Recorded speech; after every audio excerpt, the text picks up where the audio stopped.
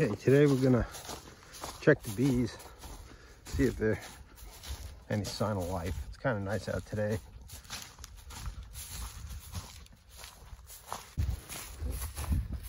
Checking the hives.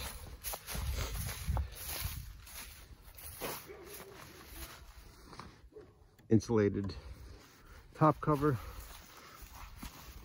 Hive gate. I don't see any sign of life. They could be dead.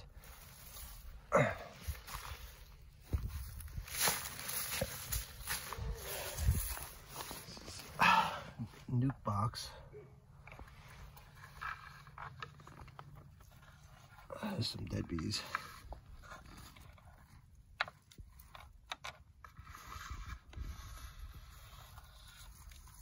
I'm gonna try and scoop them out.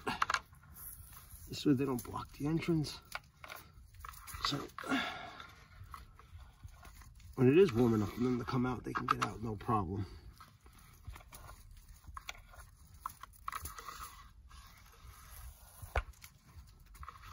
There's a lot of bees in there.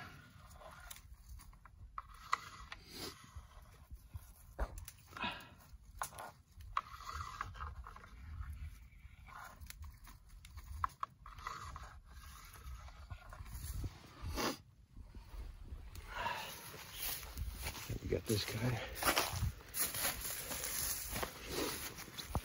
I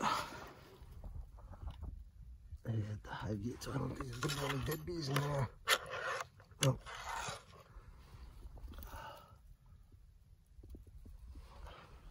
So this is the apiary. Hopefully next year we'll get a couple more hives. We can do some splits, but we'll see who makes it through winter.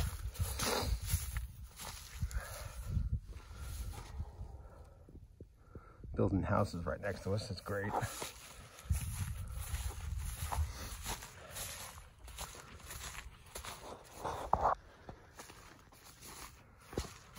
All right, I'll show you guys the orchard.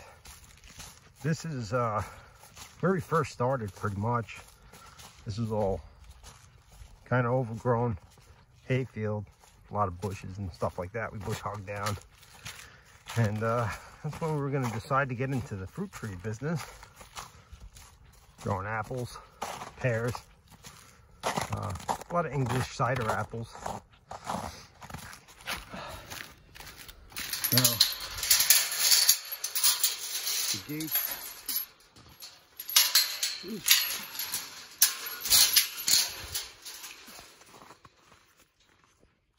Used a 6-foot woven wire fence and some H braces and stuff like that with some ironwood and cedar fence posts. Those are all broken, got to get fixed.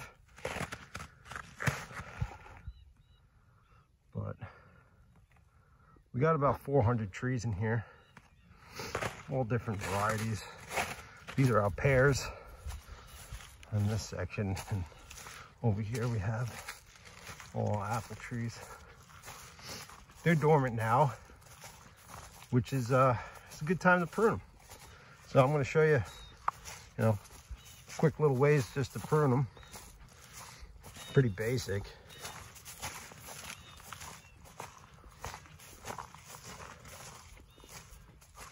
I guess we started planting 2018. Actually, probably before 2017. Greatest Smith. These are probably just salvage trees. We had a lot of trial and error trying to get the right rootstocks. Wolf River. These trees are probably older trees.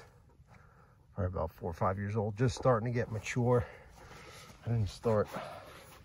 Later on, I started writing the rootstock in the year we planted behind those tags, but these are the older ones. We got Sweet 16, Kingston Black,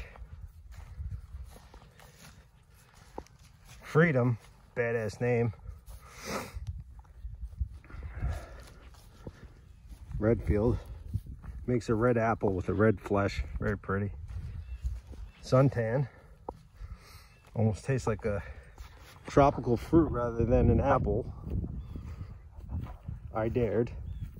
That's an old heritage variety. Cinnamon spice. Supposedly tastes like cinnamon. I haven't had any make any apples yet. Again, these trees are very old. Jonathan, like my name. Spy Gold.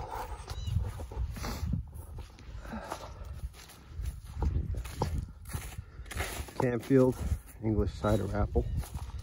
Spitzenberg, that's another older apple. All these apples are older heritage varieties, so not a lot of the newer types. This has got to get fixed. Mother. Foxwhelp. Black gillflower. Honeycrisp, that's a popular one. Yeah. See, 2021. And we realize since we have a heavy wet clay soil, we Fuji 2020. Since we have a heavy clay soil, we settled with the MM111 rootstock because apples don't grow true to seed. They have to be grafted. So all these trees, all these varieties rather, were grafted from when they were discovered. And you could discover wild apples and they'll be pretty tasty, or you'll discover a wild apple and it'll be very bitter and you have to spit it out. Gala, that's popular. So a little fruit up at the top. Honeycrisp again. So yeah, so you got to graft these varieties if you want to keep them. So technically, apple varieties can go extinct, you know, if no one grafts them, especially these older varieties. And you can find newer varieties. And now they're coming up with their own varieties. Red October, that's another red fleshed apple. Another row of galas. So you want to try and keep them going and grafting on the rootstock. And the rootstock is important because that's going to be pretty much the main source of life for the trees. So depending on your soil type, you got to find the right rootstock you want to use. And a lot of these are definitely neglected. I didn't really get to do a really good job pruning last year, so excuse my appearance of them. But so the pretty much the basic rule of thumb for pruning is you don't want to have trees going straight up like this one, or anything growing back into the tree. So this guy, take this guy, take that right on. That's it. And you can sit here all day thinking about which ones you want to get rid of, but this one's a little, that's actually growing nice, but this has got a weird bend and it's low, so we'll get rid of this guy. You want a lot of balance too. You don't want them crossing, so we'll get rid of this guy. This is growing kind of straight up. So we don't want these straight up, and we want to try and get a central leader. So this one, something like this too, which is going back into the tree, we want to get rid of that. And I'm using Felco secateurs pruning shears. I don't know if you can see it. Really good. These things last. So yeah, even these little guys, get rid of that one. That one. And if you're gonna do,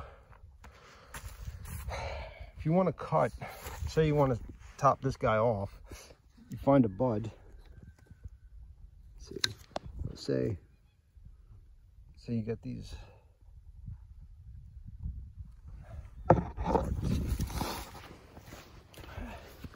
You got these spurs going, right? It's hard to do this and film it. So these are your spurs. If you make a cut, right? Let's see if I can film it. Right above the spur, like that.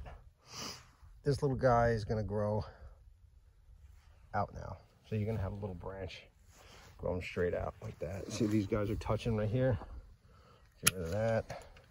Actually, we'll probably just get rid of this branch altogether.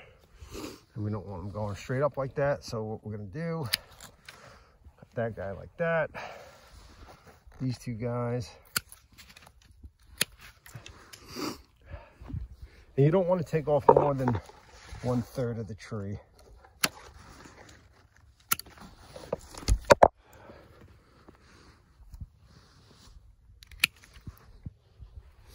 This guy's kind of going straight up, so we'll get rid of him.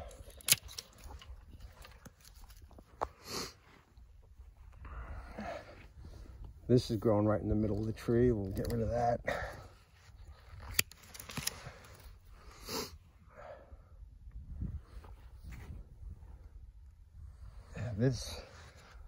This looks like it was our central leader coming up. So we don't want to have a competing central leader like this guy. So we're going to, let's cut him down to size. We got another big guy coming up like this. We don't need this guy coming up, so let's take him short. We'll take him down to like right here.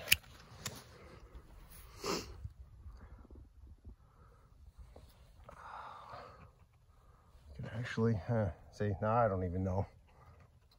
Get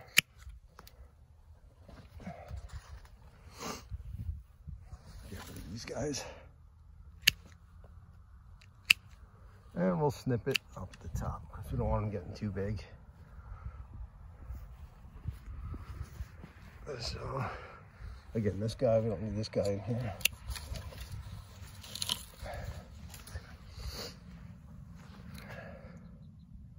I really don't even like this whole setup right here, so we're gonna get rid of this. Oh, might need 2 hands for that. I gotta put this up. Okay, here's a example where we got a pretty big branch that's got to come out, and a little too big for the shears, so we're going to use a Silky Fox pruning saw. Very good saw. And what we're going to do, let's see if I can do this with my hand. You don't want to damage your trunk. So we're going to put a couple of cuts on the bottom. All right. And we're going to come right from the top, probably about 1/4 inch away from the trunk.